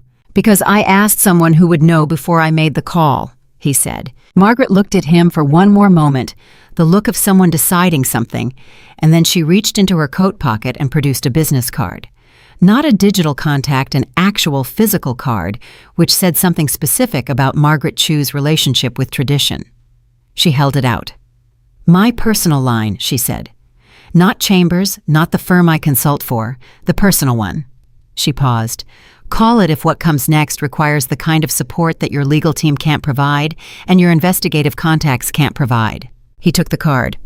"What kind of support is that?" "The kind," she said, "that requires someone to sit across from a federal prosecutor and tell them from personal experience exactly what the evidence means, as a former federal judge." She held his gaze. "Some things need a witness who speaks the right language." He put the card in the front pocket of his hoodie next to his phone. "Thank you," he said. It was simple and direct, and it carried more weight than a longer sentence would have. She moved toward the exit. At the door, she paused and looked back. "One more thing," she said. "The young man, Edwin Park. When you speak to him—" She stopped. "Make sure he knows that his report was the beginning of all of this. Not your acquisition, not the slap. His report. He deserves to know that." Then she was gone through the door, and the space where she'd been held, something that Desmond sat with for a moment before Agent Reyes came back down the aisle, and the next chapter of this opened fully in front of him. The debrief took 22 minutes. Reyes sat across the aisle from Desmond with a tablet and a recorder and asked questions with the focused efficiency of someone who has already read everything available and is filling specific gaps. She did not ask him to go over what was already documented. She asked about tone sequence subtext, the things that don't appear in financial records. She asked about Tiffany's expression when she returned to the galley. She asked about the captain's voice when he took the cockpit call. She asked about the precise moment in the forward cabin when the dynamic shifted and what specifically produced that shift. Desmond answered everything directly without elaboration, without editorializing. Reyes noted this. It was the deposition quality of someone who understood that the difference between useful testimony and contaminated testimony was the distance between what you observed and what you inferred. The ground coordinator, Desmond said at the 20-minute mark. Raymond Voigt, Heathrow Customs Liaison. Reyes looked up from her tablet. You have documentation placing him in this. My team does. It came from a secondary source, someone who kept personal records separate from the official report that was buried. Edwin Park, she said. Yes. We've already been in contact with him, Reyes said. He called his attorney 4 hours ago when the story broke on a financial wire that Meridian was being acquired. He understood what that meant. She paused. He's willing to cooperate fully. He's been willing for 2 years. He just didn't have anyone to cooperate with who had the standing to use what he had. Desmond looked at her. Where is he now? He's in Dallas, she said. We're flying him in tonight. The knowledge of this, the image of Edwin Park, 28 years old, getting on a plane tonight, because the thing he had done the right thing about 2 years ago was finally going somewhere settled in Desmond's chest with a specific kind of pressure. Not satisfaction, not yet, but something that acknowledged that the distance between doing the right thing and seeing it matter could be vast and brutal, and that the people who crossed it deserved to be recognized for the crossing. I want to speak with him, Desmond said, before any public statement from my office, personally. Reyes looked at him. I'll see what I can arrange, she said, which from Reyes was close to a yes. The rear of the aircraft was quiet, in a way that wasn't quiet. It was the specific hush of something contained of held breath and suppressed movement. 2 agents in dark jackets had positioned themselves outside the rear galley curtain when the forward door had opened, and they had remained there with the professional patience of people trained to wait indefinitely for what comes next. Inside the galley, Tiffany Bouvier had been told by a 3rd agent that she was being detained for questioning, that she had the right to an attorney, and that she should not attempt to communicate with anyone outside of counsel until that questioning was complete. She had not broken down. She had not made a scene. She had sat on the jump seat with her hands in her lap and listened to the words that she had probably known somewhere under everything else were coming. Had known since the moment Priya had told her there were federal agents waiting at the gate. Maybe had known since the moment on the plane where Desmond Kincaid had looked at her with that complete, absolute calm and said, "You have 2 minutes." She had known in the way people know things they cannot afford to know that the architecture she had built her life inside for the last 4 years was not as solid as it had appeared from the inside. That the careful, coordinated machinery of what she had been part of, the manifests that Raymond Voigt flagged, as cleared the specific containers on specific flights on specific days that no one was supposed to look at twice, had been running on borrowed time that had now run out. She asked the agent if she could call her daughter. She had a daughter in Connecticut, 23 years old, who was expecting her mother to call when she landed the way she always did. The agent said she could make 1 call to family, separate from legal counsel. Tiffany nodded. She dialed the number. When her daughter answered on the 2nd ring with the easy, habitual warmth of someone who always picks up for their mother, Tiffany said 3 words before her voice gave out entirely for the first time that day. She said, "I love you." And then she couldn't say anything else. And her daughter said, "Mom," 3 times with escalating alarm, and Tiffany pressed the phone to her chest and sat with her eyes closed and breathed until she could speak again. She told her daughter she had to sort some things out, that she would explain later, that she was all right. She didn't know if that last part was true, but it was the only sentence available to her that would allow her daughter to get off the phone without panicking, so she said it. Then she gave the phone back to the agent and put her hands back in her lap and went back to the cold, precise thinking that was the only thing left available to her. Captain Roland Marsh had been escorted from the cockpit by a 4th agent shortly after landing. He had gone with the cooperative stiffness of a man who had understood somewhere over the mid-Atlantic that the decisions he had made in the forward cabin were going to require a very specific kind of accounting. He was not a stupid man. He had been a pilot for 26 years, had a clean service record in the technical sense, the kind of record that looked impeccable from the outside until you knew which questions to ask. He had known about the freight, not in full, not in the operational detail of someone who arranged it, but in the approximate way of someone who had been shown enough to understand what the irregular cargo manifests meant, and had made the choice to look at them the way you look at something you've decided not to see. That was its own kind of knowledge, and its own kind of culpability, and Marsh had been living with both for 3 years. When the agent told him he was being brought in for questioning, he said, "I'd like to speak with an attorney." He said it with the specific tone of a man who had been rehearsing that sentence in some back room of his mind for a very long time. The cargo hold investigation was already underway. Reyes had 3 agents and a customs specialist working through the flagged containers with the systematic efficiency of people who had the manifest irregularities documented and were now matching documentation to physical reality. The first container of significant interest was the 3rd one from the forward hold, a standard dimension cargo unit logged as bonded commercial freight origin, listed as a distribution center in Brussels, destination, listed as a logistics company in Newark that Harlan Stokes had already identified 3 days ago as a shell entity. Inside the container, under a layer of legitimately documented industrial components, were sealed courier packages of a type that customs specialists recognized immediately. The specialist on the scene said 4 words into his radio. Then he said nothing else. The 4 words were, "We have the bonds." When Reyes received that transmission, she was still seated across from Desmond in the forward cabin. She listened, responded briefly, and then lowered her radio. She looked at Desmond. She said, "Bearer bonds, approximately 37 sealed courier packages. Initial estimate suggests a face value in the range of $8 to $12 million. Desmond absorbed this without expression. "That's higher than my team estimated," he said. "High denomination instruments," she said. "The routing was sophisticated. Multiple origin points over multiple months. This appears to be an accumulation, not a single shipment." She paused. "Mr. Kincaid, this is significantly larger than the financial variance your team flagged." "I know," he said quietly. Edwin Park's report flagged the financial irregularity. The routing pattern that suggested the physical instruments came from a separate piece of analysis that my forensic team completed 3 weeks ago. I wasn't certain enough to put it in the brief. Reyes was very still. "How close was your estimate?" "7 to 9 million, he said. "So close enough to be certain it's the same operation, different enough that there are additional legs to this I haven't fully mapped." She studied him for a long moment with the look of someone deciding how much of what she was thinking to say out loud.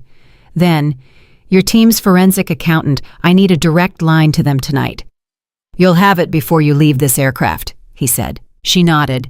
She straightened her jacket, looked at him one final time with the expression of someone who has spent a long day doing important work and recognizes in another person a kindred relationship to importance. "Thank you," she said simply, "for making the call, and for making it early enough to matter." "Thank Edwin Park," Desmond said. "He made the only call that required actual courage." Reyes held that for a moment, then moved toward the rear of the aircraft. The cabin was largely empty by now. Passengers had been allowed to deplane through the forward door after the initial detainment protocol had been explained, and most had gone with the hurried relief of people who want to be as far as possible from whatever comes next. The man in 1B, Frank Donovan, had been among the last to leave. He had stopped at Desmond's row on his way out, put a hand briefly on the back of the seat, said nothing, and gone. That was enough. Desmond sat alone in the forward cabin for 3 minutes. The first 45 seconds of those 3 minutes he spent simply being still, which was something he had not fully allowed himself to be since the moment Tiffany's hand had connected with his face and the story had changed shape entirely. He sat with the stillness and let the last 7 hours settle in their proper sequence, not processing it for tactical purposes, not evaluating outcomes, just letting it exist as what it was, something that had happened, something that was going to continue happening in courtrooms and depositions and board meetings for the next several months. Something that had started with a slap in first class and ended with $8 to $12 million in bearer bonds being cataloged in the cargo hold of the same aircraft. He thought about his father. His father had been a postal worker who had spent 33 years delivering mail in South Chicago and who had understood with the specific clarity of a man who had been underpaid and underestimated his entire adult life that the world had a system for deciding who deserved dignity and that the system was wrong. His father had not been bitter about this. He had been precise about it the way a man is precise about something he has understood fully, without illusion, and decided to live against anyway.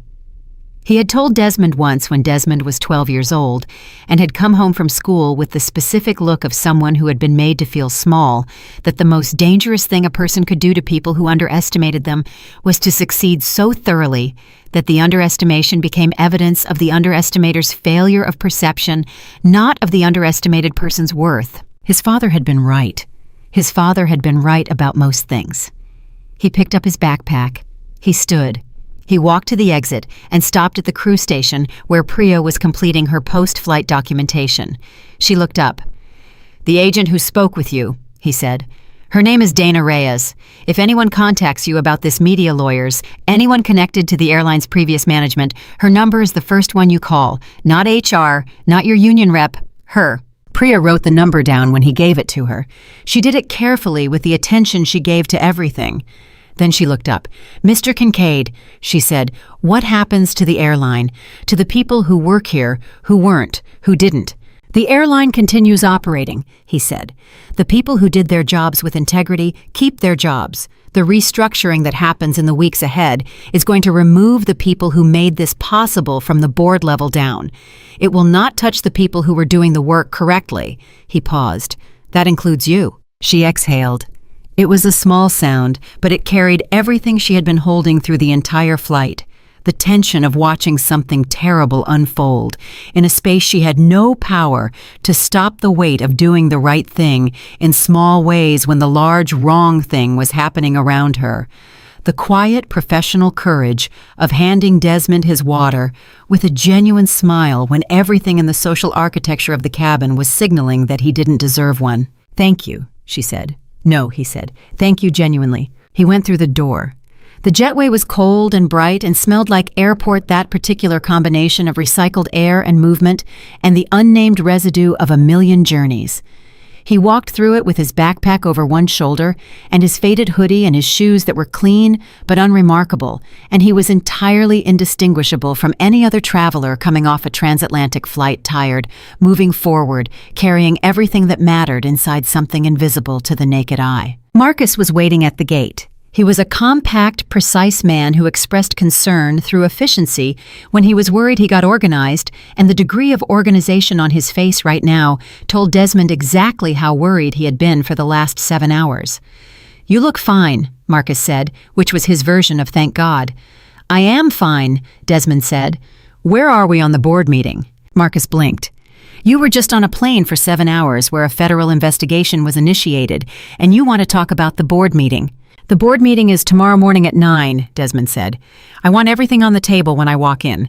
Full documentation of the acquisition, the compliance failures, the personnel actions, the cargo investigation status, and a list of every board member whose tenure overlaps with the period in which Edwin Park's report was filed and buried." Marcus was already typing into his phone. "Park lands at 10 tonight, he said. "Harlan is picking him up. Tell Harlan I want to see Edwin before the board meeting, 8 a.m., just us. No lawyers in the room for the first conversation." Marcus looked up. "Just you and a 28-year-old kid who wrote a report that cost him his career 2 years ago." "Yes," Desmond said. "He deserves the first conversation to be a human one." Marcus held his gaze for a moment. Then he went back to his phone typing because that was how Marcus expressed things that moved him. He typed them and filed them and made sure they happened on schedule. They moved through the terminal toward the exit, and around them, JFK was doing what JFK always did at this hour, enormous, indifferent, full of arrivals and departures, and the ongoing transaction of people moving between lives. But somewhere behind them, in a cargo hold that was now a federal crime scene, agents were cataloging sealed courier packages that contained the physical evidence of a sophisticated criminal operation that had been running for nearly 2 years inside a company that had been failing openly while its directors collected bonuses and its junior officers were relocated to Dallas for asking the wrong questions. And somewhere in the federal processing system that was now in motion, a woman named Tiffany Bouvier was beginning to understand the full architecture of the place she found herself in. Not the suspension, not the humiliation, but the specific federal vocabulary of the charges that were taking shape around the words that had been spoken into a phone at 35,000 feet. Destroy it. 2 words that had destroyed nothing except the last remaining possibility of managing what came next. Desmond's phone rang. He looked at the screen. A number he didn't recognize, Dallas area code. He stopped walking. He looked at it for one more ring, then answered. Mr. Kincaid.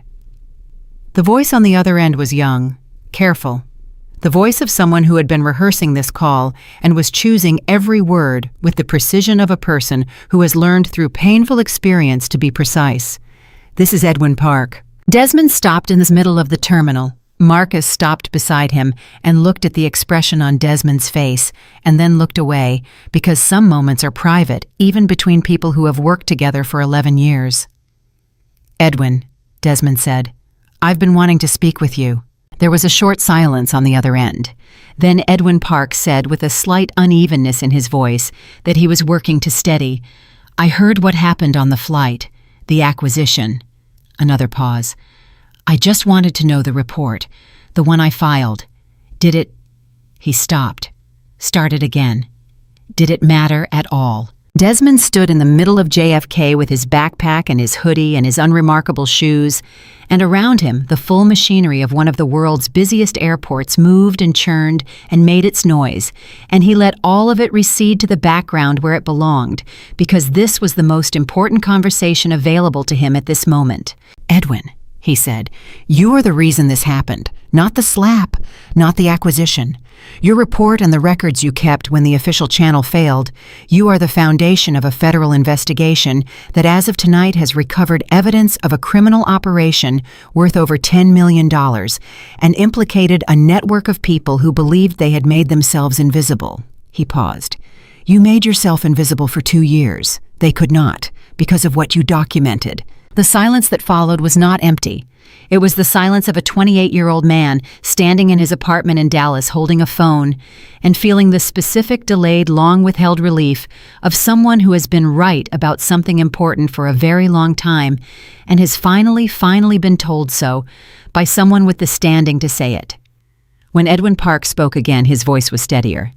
Thank you, he said. I needed to hear that. I know, Desmond said. I'll see you at 8 tomorrow morning. We have a lot to go over. He paused. And Edwin, bring your records, all of them, everything you kept. They're in a drive I've been carrying in my jacket pocket for 2 years, Edwin said. Desmond looked at the floor for a moment. Then he said quietly, Good. I'll see you tomorrow. He ended the call. He stood still for another second.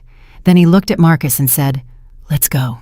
And they walked out of the terminal into the New York night, and behind them the doors of JFK slid shut on everything that had happened inside the story of Flight 117, and ahead of them was the part of this that was going to be built, the boardroom, the investigation, the restructuring, the reckoning, and Desmond Kincaid walked toward it in his faded hoodie and his unremarkable shoes, carrying nothing on the outside that told the world what he was. Edwin Park was already waiting when Desmond arrived at the hotel conference room at 7:58 the next morning.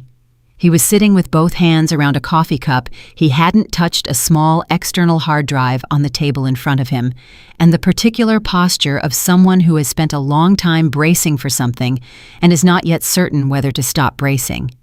He was younger looking than Desmond had expected, though he didn't know exactly what he had expected. Someone who had carried a 2-year private investigation in his jacket pocket had a way of seeming in the imagination larger than the person who actually showed up. Edwin stood when Desmond came through the door. He was medium height, careful eyes behind wire-framed glasses, a button-down shirt that looked like he had pressed it specifically for this meeting, which Desmond noted and appreciated without saying so. Mr. Kincaid, he said. Desmond, Desmond said. He crossed to the table and shook Edwin's hand, a full direct handshake, the kind that communicates a specific thing when it comes from a man like Desmond, and Edwin received it with a slight widening of the eyes that he controlled quickly. Sit down. Drink your coffee. Edwin sat. He looked at the hard drive. Then he looked at Desmond. "I've been trying to figure out what to say to you since you called last night," he said. "I had a whole thing prepared." "You don't need it," Desmond said. "I know. I figured that out about 30 seconds after you walked in." Edwin almost smiled. "You're not what I expected." "What did you expect?" "I don't know. Someone with more presence, I guess. More," he gestured vaguely. "You're wearing a hoodie."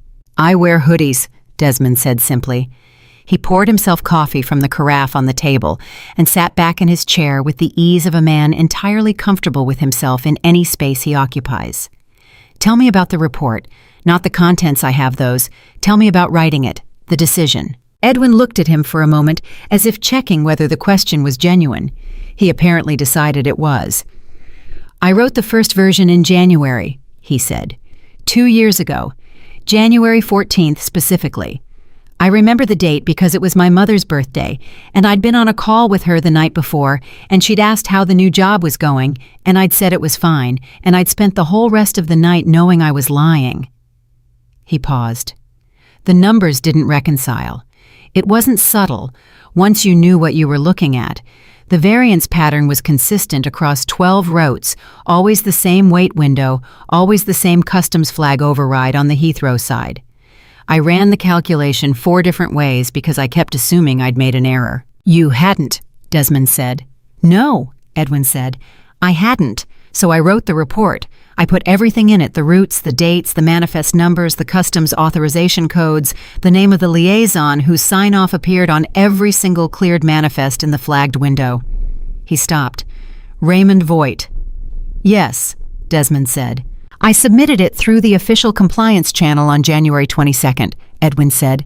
"By February 9th, I had been reassigned to ground operations in Dallas." The flatness in his voice when he said this was not bitterness.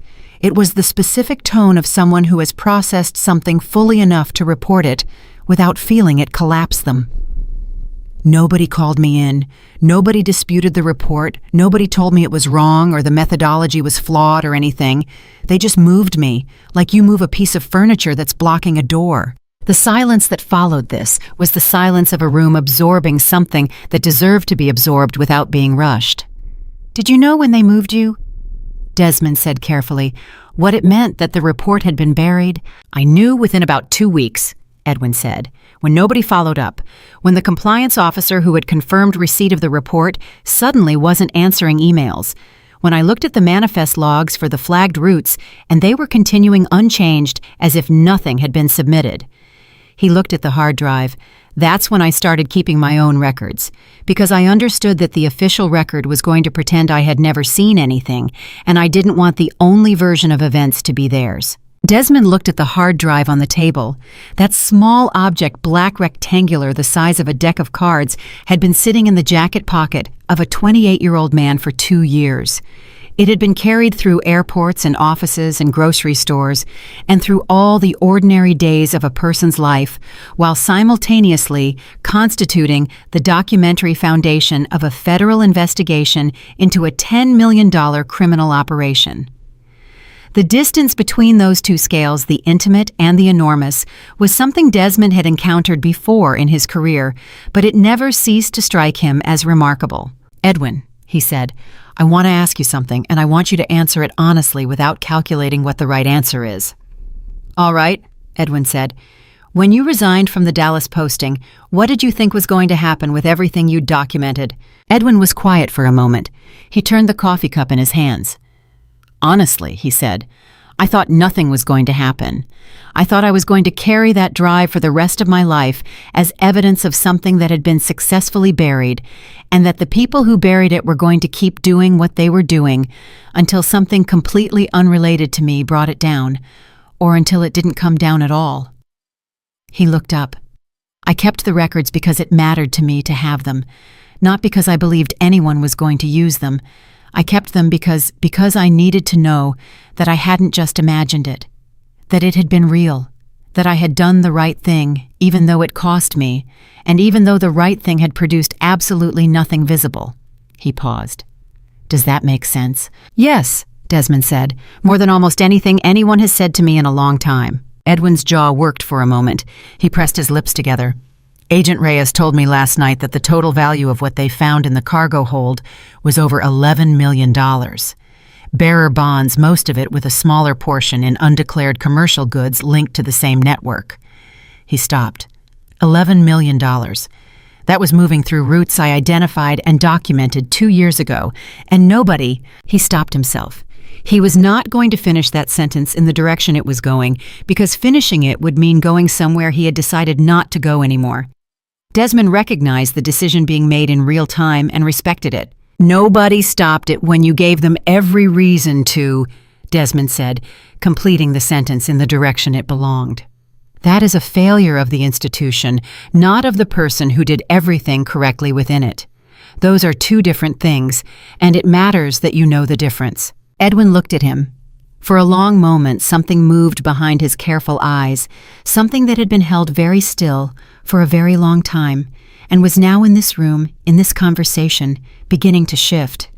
"Thank you," he said. The same 2 words he had said on the phone the night before, but heavier now, more specific. Not gratitude for being told something pleasant, gratitude for being told something true. Desmond reached across the table and picked up the hard drive. He held it for a moment, feeling its weight, which was minimal physically and enormous in every other sense. "Can I have this?" he said. "Agent Reyes already has a copy," Edwin said. "That's yours." Desmond put it in the pocket of his hoodie. "Come to the board meeting," he said. 9 o'clock. You don't have to speak, but I want you in the room." Edwin blinked. "The Meridian board meeting? You wrote the report that ended the career of everyone who will be walking out of that room today," Desmond said. "You should be there when it happens." The Meridian Board of Directors had been called to an emergency meeting with 48 hours' notice, the minimum required under the new controlling shareholders' authority, which Desmond had exercised with the specific precision of someone who had been planning exactly this move and was not interested in giving anyone additional time to prepare for it. The 12 directors who filed into the conference room at 9 a.m. were a range of ages and expressions, most of them falling somewhere between guarded and actively alarmed. They had read the financial news. They understood the basic shape of what had happened.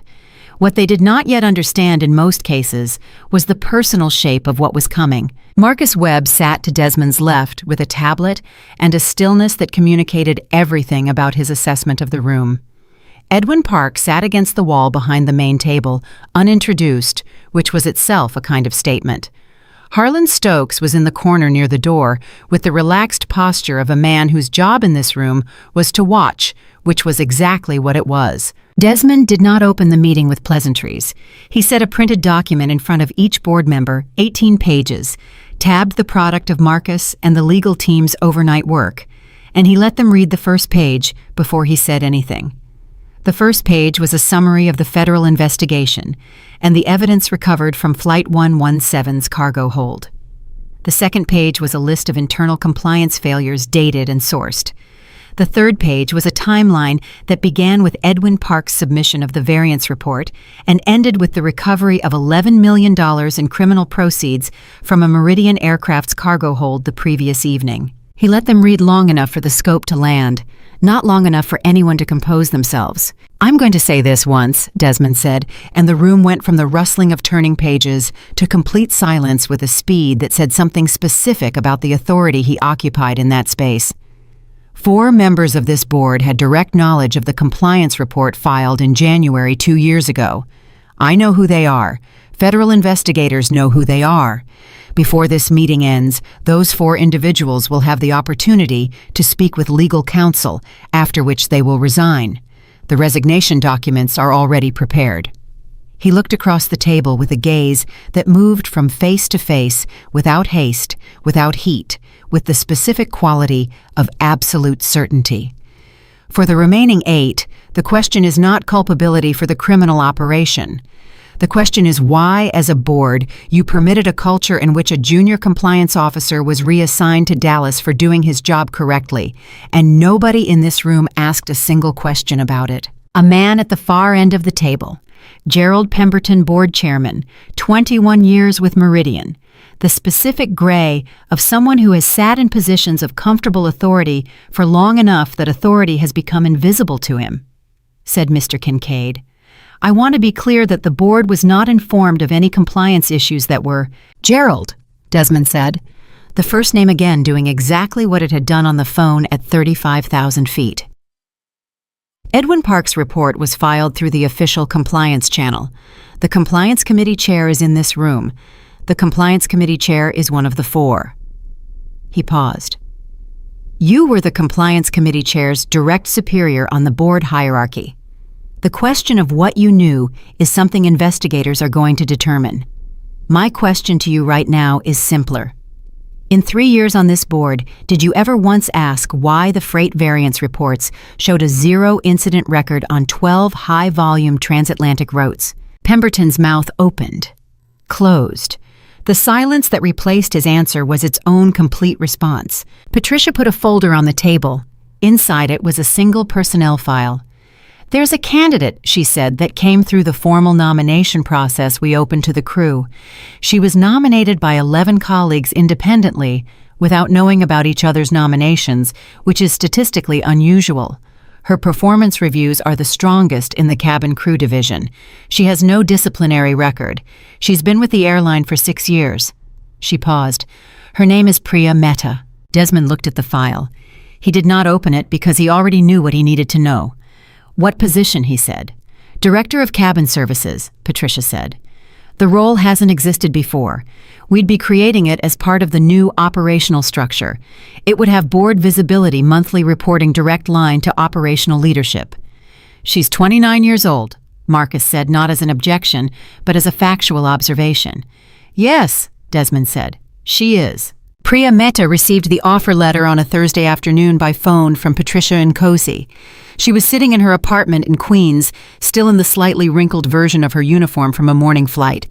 And when she heard the title and the compensation and the words direct line to operational leadership, she said nothing for 4 full seconds, which Patricia recorded in her notes as the most human 4 seconds of silence she had experienced in 20 years of making offer calls. Then Priya said, "Is this because of the flight?" "The nomination came from your colleagues," Patricia said. 11 of them independently. That's because of everything before the flight, during the flight, and after it. All of it together. Another pause. Then Priya said, "Can I have a day to think about it?" "Take 2, Patricia said. She accepted on the second day in a short email that was precise and gracious, and signed with her full name, and that contained in its second sentence a line that Patricia would later share with Desmond because she thought he'd want to know, "I hope I can do the job the way it should have been done all along." Edwin Park joined the Kincaid Group's Compliance and Risk Division 6 weeks after the board meeting. He came in at a senior level with a remit that included the design of Meridian's new internal reporting framework and oversight of the independent compliance body that was being established as part of the restructuring. His first act in the new role was to write a protocol, 22 pages careful, thorough documented, that specified exactly what happened when a junior employee filed a variance report that contradicted the financial interests of the people above them. The protocol was built on the specific and catastrophic failure of the system that had received his January report 2 years ago. He knew exactly what to protect against because he had experienced exactly what it looked like when none of these protections existed. He kept the hard drive. Desmond had given it back to him after the federal investigation concluded with a note that said, "Only this belongs to you. You earned it." The federal trial of Raymond Voigt and 2 co-conspirators took 14 months and produced convictions on all principal charges. The bearer bond operation was traced through the documentation and Tiffany Bouvier's cooperation testimony to a network that had been running through 3 European airports over 4 years. The total value of instruments moved through the operation exceeded $23 million. Several individuals in the broader network who had not been aboard Flight 117 were identified and prosecuted separately in coordinated actions across 2 countries. Tiffany Bouvier's cooperation agreement produced a significantly reduced sentence. She served it, and she was released, and what she did afterward was private, her own, to navigate her own, to build or not build. Desmond did not follow it, not because he was indifferent, but because what came after accountability was hers, not his. His part in her story had ended on a tarmac at JFK. Meridian Air rebranded, restructured, operating under a board and leadership team that had been assembled on the principle that integrity was not a soft value, but a structural one, returned to profitability in its second quarter under new management. The turnaround was covered extensively in the financial press, mostly with a focus on the acquisition strategy and the operational restructuring. Occasionally, a journalist would include a line about the flight where it started the incident in the first-class cabin, the slap the phone call at 35,000 feet. Some of them framed it as a story about power. Some framed it as a story about accountability. One journalist who had spoken to Margaret Chu for a profile she was writing about institutional reform framed it as a story about a junior compliance officer who wrote a careful, documented report on a January morning 2 years ago because it was the right thing to do, and about the long, improbable, specifically human chain of events that eventually made it matter. That was the closest anyone came to the truth of it. Desmond read that piece on a flight. Not Flight 117, a different route, a different aircraft, a different carrier. He was in a window seat, not first class this time, a middle seat actually, which he had booked deliberately because the flight was overbooked, and he'd given up his aisle seat to a woman traveling with a toddler who needed to sit together with her husband. He was wearing the same gray hoodie, the same unremarkable shoes. The man next to him had no idea who he was. The woman on his other side was asleep. He read the article twice. He thought about the morning he had boarded Flight 117, about his book, the one he'd been trying to finish for 2 months. He had finished it eventually. He thought about his father, who had delivered mail in South Chicago for 33 years, and who had always known that the system for deciding who deserved dignity was wrong, and that the only meaningful response to a wrong system was to build a better one. He put the tablet down. He looked out the window at the particular gray-blue of sky at altitude. He thought about Priya Mehta in her new office, writing her first monthly report to the board. He thought about Edwin Park at his desk with his 22-page protocol and his hard drive in his jacket pocket out of habit, the habit of a man who had learned to protect what mattered because he couldn't always trust the system to protect it for him. He thought about a salt shaker removed from a tray table on a flight from London, and about the specific cascading, irreversible weight of small decisions made badly, and the equally specific, equally irreversible weight of one decision made right. Some people looked at a man in a worn hoodie and saw someone who didn't belong. Some people looked at a junior officer's variance report and saw a problem to be buried. Some people looked at a system built to reward contempt and a culture designed to protect the powerful and accepted it as the permanent architecture of the world they lived in. Desmond Kincaid had never been one of those people, and because he was not, $11 million was in federal custody, a woman with careful eyes was running cabin services for a restructured airline. A young man's 2 years of private courage had become the foundation of a compliance framework that would protect the next Edwin Park before the system could reach him, and a company that had been rotting from the inside was being rebuilt by people who understood that integrity was not the soft part of a business, it was the only part that lasted. The flight landed on time. Desmond collected his backpack, thanked the crew member at the door by name. She looked slightly startled, then genuinely pleased, and walked out into whatever came next. He always did.